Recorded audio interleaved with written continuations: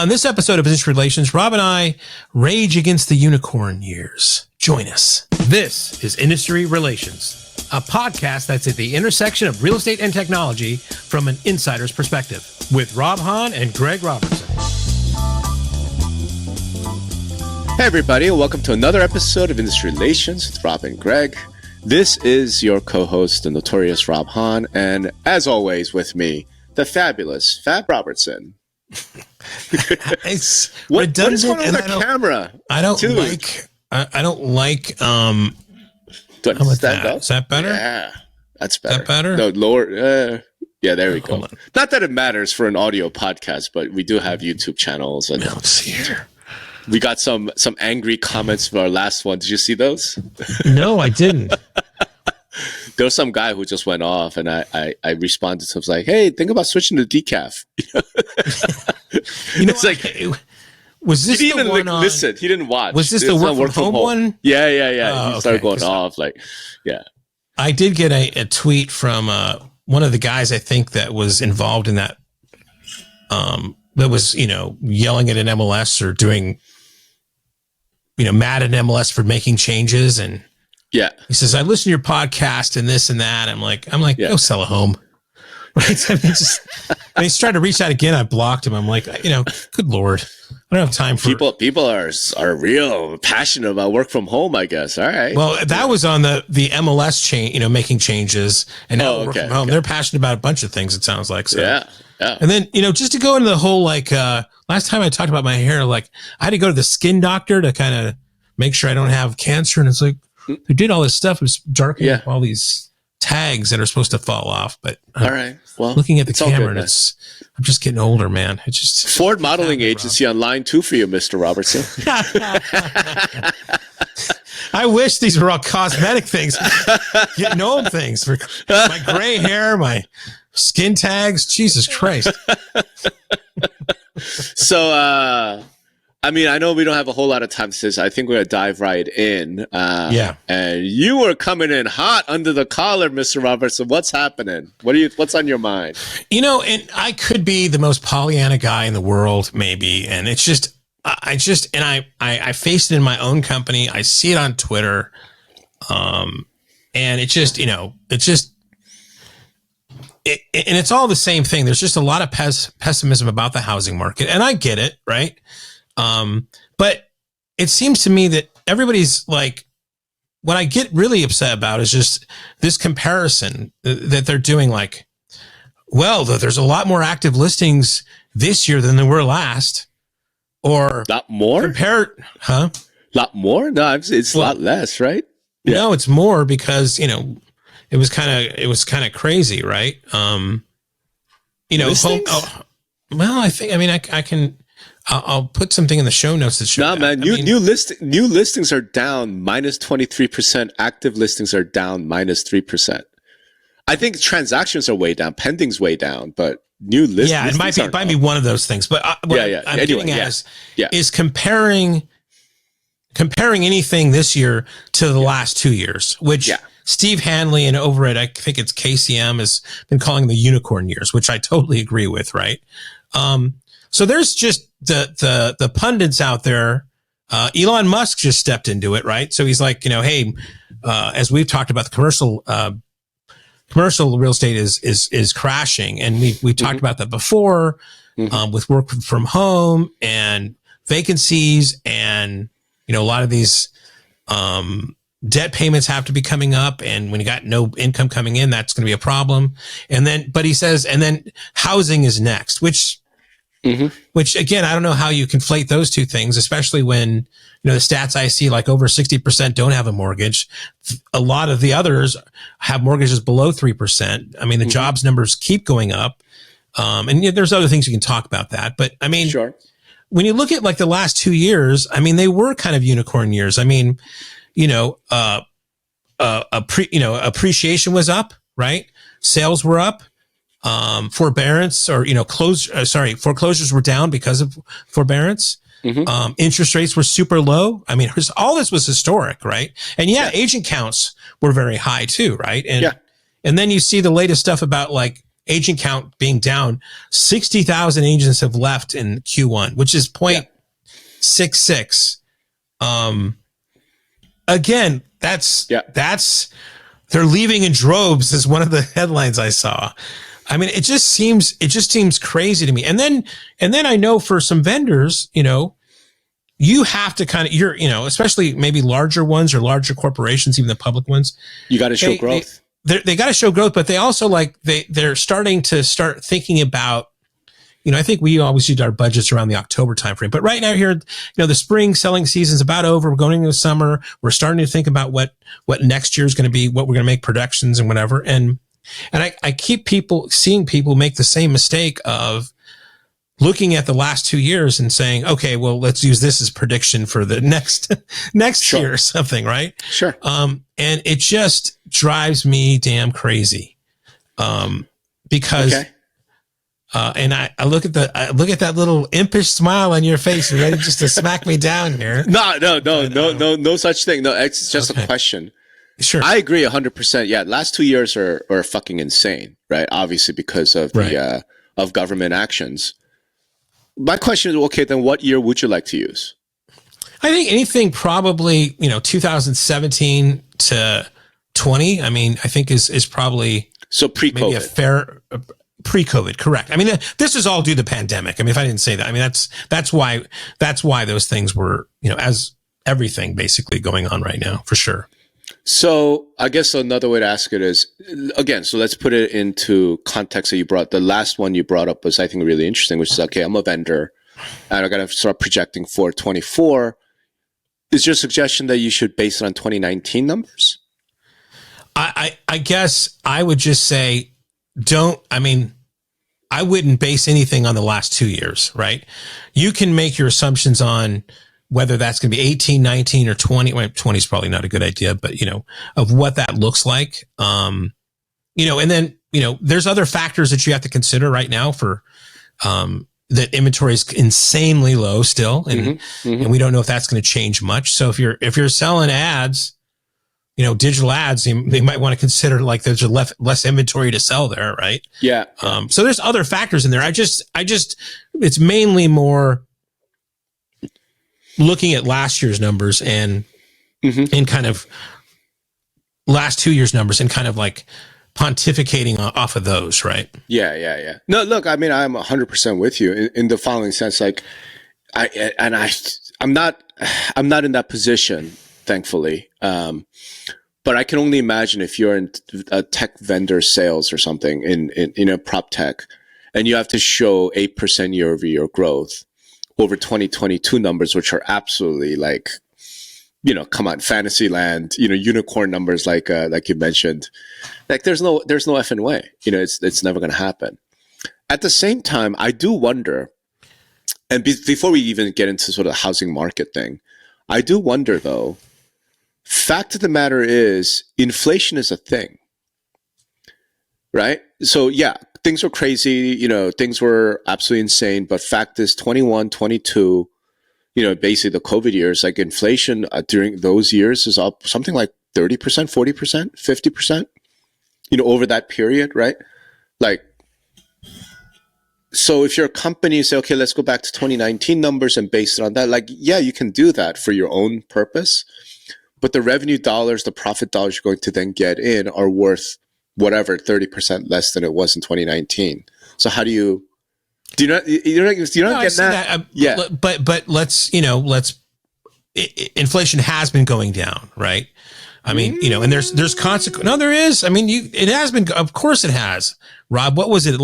It was at 11 or something and down to 7 or something. It's 8.5 to 5. Well, is that up or is that going up or going down, Rob? It's going up. It's not, inflation is not going up. It's going down. What I'm saying is the inflation rate you're saying is slower. My point is it's still up year over year. Yeah. Okay. Yeah. No, it is historically higher than it has been in a while. I'm not even talking about history. I'm just saying, let's say inflation is 3%, right? Mm-hmm. What that means is it's still 3% more than it was last year. Yeah. It's not 8%. So yeah, the rate of growth is declining, but we're not deflation. It's not like things are cheaper. No, but I mean, than they were last year. You can agree with them or not, because, the things that the Fed has done and the country's doing, and that's, it's hard to tell the poison from the cure sometimes, right? Well, it's utter insanity and they're fools, but that's a whole separate thing, Right. But it is, it is trending, hopefully, to get not anytime soon, it doesn't seem like, but to get a little better. And you can argue with the methods of what's happening there. Right? No, I get you. And it's not about monetary policy. All I'm saying is, if you're a company, if you're an agent, if whoever you are, and you want to say, listen, the last 2 years are absolutely crazy. And I'm 100% agreement. The last 2 years are absolutely crazy. I mean, I don't know how you base anything on anything based on the last 2 years. All I'm saying is, if you then say, okay, let's base it on 2019 numbers, which was the last pre-insanity year, right? All I'm saying is the prices have gone up so much since 2019, right, that you got to take that into account. And that's all I'm getting at. Yeah, I see what you're saying. Well, it's not easy, and I'm complaining about this, but forecasting and coming up with that is not an easy thing. But the other part of it is that it becomes a self-fulfilling prophecy, right? When a lot of these guys go out there, and which you would think would be smart guys, and they start saying this shit, which has no basis in reality based upon the numbers, then it almost manifests itself that people, believe that, and then it's going to actually happen, right? I mean, and it's very hard to kind of, I see a lot of people out there trying to tell people, it's like, listen, no, the houses are not, the prices are not going down. They've been trending up for the last 2 months. And that's but if you ask, I think, anybody on the street, from what they're listening on, on Twitter or TV or anything else, it's like, oh, I'm just going to wait till the interest rates go back down to 4% and everything, and house prices go down to 25%. Well, hey man, you're going to be waiting an awful long fucking time. In fact, you might be dead before that happens, right? If at all. And it's just it's not serving anybody well. And, again, I'm yelling at I'm yelling in my pillow a little bit here. I mean, I'm throwing bricks into the Grand Canyon. Sure. But, it's just, it's insano. It's just insano. Yeah, no, I get what you're saying. One thing I do think is important, like the Elon Musk said, housing's next. Okay, well, the thing about crashes, right, I think there are two, right? And it's often not clear which one they're talking about. There's crash in terms of transactions, which is definitely true, right? Okay. And there's crash in terms of price, which is not true. And right. I think people mix that up sometimes. There's no doubt in my mind we have a housing crash in terms of actual transactions, right? Because lots of reasons, right? One is buyers are like, oh, I can't get a mortgage anymore, or it's not worth it, right? And then there's crash in terms of price, and we're just not seeing that. I just don't buy it. Even the ones that I have seen, and there's some guys who are like these housing, bubble and all this stuff. I'm like, okay. And they're pointing at things like, in the West, home prices are down 30%. Like, yeah, over 22 numbers. Like, you look at it, on 2019, it's still way the fuck up, right? I'm looking at the Redfin things right now. It's like, all right, prices, median asking price up. And you're just the past two months. And I'm saying, no, forget the past 2 months. Let's just gonna crash, right? Let's say it's down 25% or whatever, from last year. It's still up something like 30-40% since 2019. So it's like, Well, looking at this thread from Byron Lazine, I think he does another podcast. 42% of homes do not have a mortgage. 85% of the current mortgages are below a 6% fixed. 2023 trending all-time low for new listings. So I think you're right. Yep. I was conflating two things. Yep. 2023 trending all-time low for new listings, worsening inventory crisis, right? So less supply, demand is up. What happens to price, right? I mean, but here's what I'm getting at. Like, I think demand is not up. Demand is down. I don't think we can say demand is up. Right. Because if you look at like mortgage applications, it's way down for obvious reasons. People are like, I can't, like, no, sorry, I can't. And an 8% rate's like, no, it doesn't make any sense. So I think supply and demand are actually just kind of keeping pace, if you will. Demand overall has always been higher than supply for the last 10 years. Like, let me put it this way. When's the last time you and I were talking about an inventory glut? Yeah, good Lord. I mean, right? We didn't have the podcast back in the great financial crisis. Right. That's the last time. The last time we had anybody in the industry was talking about inventory glut was like right after the bubble burst. Right. The last 10 years, I don't remember. It's not like in 2016 we're sitting around like, oh boy, there's so much inventory. We're gonna everyone's talking about inventory shortage, like for the last 10 years. So this isn't. Well, I mean, I think right? the pandemic, Joe, just put a of course turbocharge on that, right? Yeah, of course. Yeah. That's been my whole thing about the COVID thing is like it just accelerated every trend we've seen across society. So we've had an inventory problem, and NIR was talking about inventory problems back in like 2015. Like this is ongoing for decades. So I don't see it that way. So when you look at okay, what's really changed? What's really changed because of the pandemic, because of COVID? Right. What do you think? What's really changed? I mean, I have a very specific answer for me, but I'm curious what your perspective is. Well, you're more normal. You're more rational. More normal. Jesus. It's the first time somebody told me that. It's a comparison. Really it's more normal compared to me. So. I mean, I know we just had a podcast on how this trend might be over with, but what's really changed is culturally is this, I think, work from home thing. In that when you're talking about work from, what's the H in WFH, right? That's home. That's real estate, right? So I think that has definitely changed the landscape of where people can live now, what type of homes they want, all that kind of stuff. Now that trend might be, as we talked about last week, be kind of have a boomerang effect, but I think that's what has really changed. Yes. Okay. But want to hear what you're saying. Sure. I think what's really changed is we printed 40% of all US dollars in existence. Right. To me, that is. I mean, economically, really for sure. Right.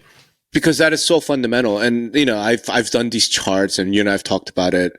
When I plot sort of home prices against money supply, it's like an even match. Yeah. So I'm saying prices aren't going to drop until the money supply drops. Money supply ain't dropping anytime soon. I mean, it dropped a little bit. It dropped a little bit in the last, since like Q4, which is why we're seeing housing prices do this. But fundamentally, it's like, okay, we keep printing money. I mean, I don't know how else to put it. So home prices aren't going anywhere. But that increased money supply then leads to inflation, which leads to, shitty economy. It leads to debt ceiling. It leads to all the other things. Right. So I'm like, to me, that's the big thing that's changed. What do you think about the, I don't want to make another bet here, but what do you think? I mean, based upon the jobs report and, there's still, the economy is still crazy resilient to all this kind of stuff here. What do you think the Fed does? Who knows? I mean, I think you said it was going to either. I think I already pivot. Yeah, I know. I think I already owe you one steak dinner, right? Yeah, so, I'm not betting this time. I'm just like, based upon the last 2 weeks of information that have been coming through, what's your thoughts there? I mean, I think at this point, I think I have to go with they're probably going to raise again. Yeah, God, it's insane, isn't it? But here's the thing. They're going to keep raising until they can't. And right. You and I have talked about this a bunch, and I think the real issue, the reason why I feel like they can't keep raising, they have to pivot, because at some point the treasury is going to be affected, right? At some point.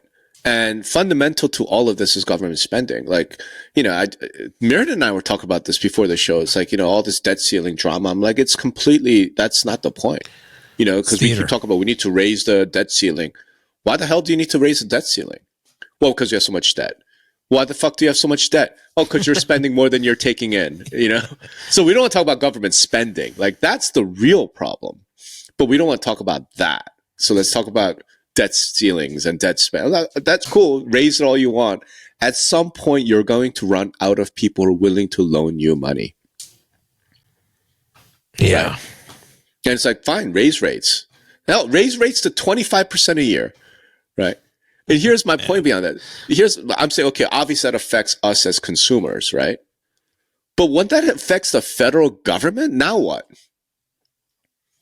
That's why I feel like they have to pivot. They don't really have a choice. And they could do the $1 trillion coin. They could do the 14th Amendment. They could do whatever the fuck. Like, fundamentally, I'm saying, like, cool, there's all this drama, all this, like, the fundamental thing is you're spending a lot of money that you do not make. Yeah. And it's fucking the rest of us. So that's fundamentally what it is. Well, and that's the kind of, and that rhetoric, and I I got to say, I agree with a lot of it. Mm-hmm. And then just kind of circling back is that, when you hear all this stuff, I think that causes people to kind of start, I hate to say it. It's like, wasn't it like Jimmy Carter? It was like a crisis of confidence. This country's got a crisis of confidence in a sense. Yeah. Right. Because when you hear a lot of that stuff, it affects, how you think and like maybe how you run your business. And a lot of the stuff I'm saying, what you're saying may be correct, but on the pontification about the market, it's like, oh, well, maybe we should be doing these things that are going to adversely affect. Well, don't make decisions upon things that are not true, right? I mean, and I know these days, it's really hard to tell what is quote unquote fake news and what is real news, right? I don't know how to solve the damn thing. It's just, I hear what I think are some smart people going, well, no, I mean, obviously the housing market's going to crash and prices. I'm like, where are you getting that information? Like, and when I kind of go back to them, well, A, B, C, D, and E of these facts, they don't, nobody wants to listen to facts. It seems they got their own facts. Right? Yeah. I mean, that's the curse of our age, right? Is that somehow, like it used to be, you're entitled to your own opinion. You're not entitled to your own facts, right? Now it's like you're entitled to your own facts, depending on who you listen to. If you watch MSNBC, you got one set of facts. You watch Fox News, you got a different set of facts. Like that probably is the curse of our age. Having said that, and you and I are different sides of things like politically, but here's my thing. Well, some things yes, some things no, right? Yeah, true. Like the way I look is I don't even want to even argue about that to some extent. Because it's funny we're talking about this because last night for some reason, man, I had the Kipling poem in my head, the Gods of the Copybook Headings, right? And this is a poem that's really about, look, reality always wins. Reality always asserts itself. And whatever you think is fact, whatever you think is not fact, like facts are facts, like, and either one side is right, one side is wrong, but it's going to come down to events. So in a way, it's things like, I don't know, like, and we've talked about this before, especially during the COVID years. To me, it's sort of real simple. Like, we could talk about debt ceiling, money printing, we could talk about all that, cool. How many chickens were hatched last month? Like, that's not debatable, right? Like, how much wheat was harvested? Like, again, there's no spinning, there's no interpretation, there's no, like, either there's bread on the shelf or there isn't. Like, either there's gas or there isn't, right? Like, it's a binary thing, right? And I think that's just going to reassert itself. And I think, in a way, that's what we're seeing, right? Housing transactions so bring it back to the housing market. I'm looking at it like, look, what are the facts that are really important that we can't, like, we can talk about stats or that, like, okay, but fundamentally, like, how many buildings are there in the United States, period? And like, that's, you know what I mean? That's not subject to a lot of debate. Okay, how many new buildings are being put into place every month, every year, right? Again, it's not a political thing. It's not, right. Like that's just fact. Okay. The only thing that matters is how many people want to live under a roof, right?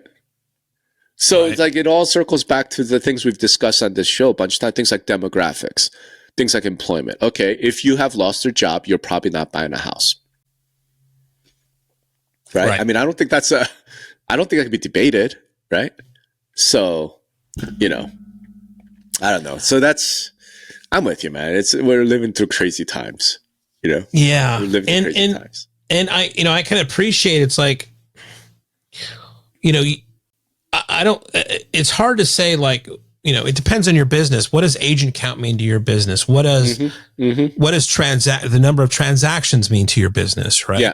What does, the amount of buyers out there mean to your business? What does, and I'm talking specifically real estate. What does the amount of sellers out there mean to your business? What does the amount of homeowners need to your business? And all these things are questions vendors and companies within prop tech or organized real estate have to ask their question. I mean, so you have to look at things instead of like, okay, so what are the facts right now? Low transactions, low inventory, right? Finding a seller is huge. Sure. Right. So what can you do in your business that will make product or services that will help agents, just keeping it very vendor specific, help them find sellers, right? Because a lot of times they're only going to be selling for what we talked about before, the 4 Ds, right? The divorce, diamond, diplomas, and death, right? And they're out there. They're going to have to transact whether or not they don't have a mortgage or their mortgage below 3% or 6%, right? So, what are the best ways we can find that? Because you're going to make a lot of fucking money if you can help agents with that, right? Right. And that's not going to matter on agent count. It's not going to matter on this. It's like, you just got to adjust, how you look at things, right? I mean, there's opportunities out there, but listen, if your business was based upon, a ton of active listings, you're going to have to goddamn pivot. Right. And you're going to have to like, and please don't use the last 2 years of those numbers to kind of make assumptions upon when you're making these changes of what's going to happen. I guess overall, that's the kind of message I'm kind of talking about. With you, but there's a danger here of, God, for as long as I've been in the industry, because real estate is such a positive, hope driven, it's sales, right? And salespeople, you need to have that like, hey, you know what? I'm going to get it. Sales people need that confidence, right? The only thing I'll say about it is I felt this from like day one of entering this industry, way the fuck back, which is we're a unique industry in the sense that we don't dictate the big things like price, transaction. We just don't. We don't control it. So here's what I mean by that. I 100% agree. If you're a vendor, you can help agents find those sellers. You're going to make a fortune, and the agents need to go out and put in the work. I get all that, right? But this isn't like farming where you go put in the work, you're going to grow more grass or you're going to grow more wheat. I wish sales was that way. Right? You know what I mean? It's like the size of the pie. We don't control the size of the pie at all, right? I do think that part's important. In other words, here's the implication for that. Yes, if you're an agent, you find a vendor who's going to be able to give you that. You can find sellers. You can do those things. Keep in mind, though, you're competing against other agents to do that. It isn't as if there's like this hidden cache of sellers or, with this clever marketing spin, you're going to convince somebody to sell a house that they don't, it's not that. It's to your point, it's the 4 Ds. So therefore, it's about beating out the other guy. Yeah, no, for sure. Right? The size of the pie is all macroeconomics. That's all interest rates. That's all money printing. That's all jobs reports. That's all that. And I think there's probably some pretty fundamental shit you got to think about if you think about it in terms of real estate really is a zero-sum game, right? Every sale you make means that some other agent is not going to make that sale, right? And it has some real profound consequences if you really think about it those terms. So I agree. Like, yes, I think if you're an agent on the street, you can't sit around and just mope and be like, oh my God, the rates are this. And like, that's not going to help you. You don't control that either way. Right? You can't sit around and bitch about inventory's all-time lows. Yeah, you don't control that. No one in the industry controls that. The only thing you control is, okay, well, there are 1,000 other people going after this. How do I get that over the other 999 guys? That's the only thing you can control, right? And that's just, Yep. So I think it's tempering that to some extent. Yeah. Wow. I don't know. I know this is going to end up being a bit of a short program because you got a hard stop. It looks like I don't know if there's any takeaway. What's the takeaway? Do we have any conclusions? No, I mean, it's just facts are facts, I guess. Check your facts, and if you're out there pontificating about things, get those facts first. And if you're planning ahead, let's not look at those last 2 years as being anything but just crazy town, and adjust accordingly. All right. Let's leave it there with the words of wisdom from Fab Robinson, everybody. All right. Hey, thanks everybody for listening. And one of these days we do have to do the whole commission lawsuit wrap up thing, like the whole consequences thing. But we want to take our time with that one. So do that. Yeah, I've got an angle on that too. So we'll talk about it offline. All right. Awesome. Thanks everybody. Have a good one. Thanks everybody.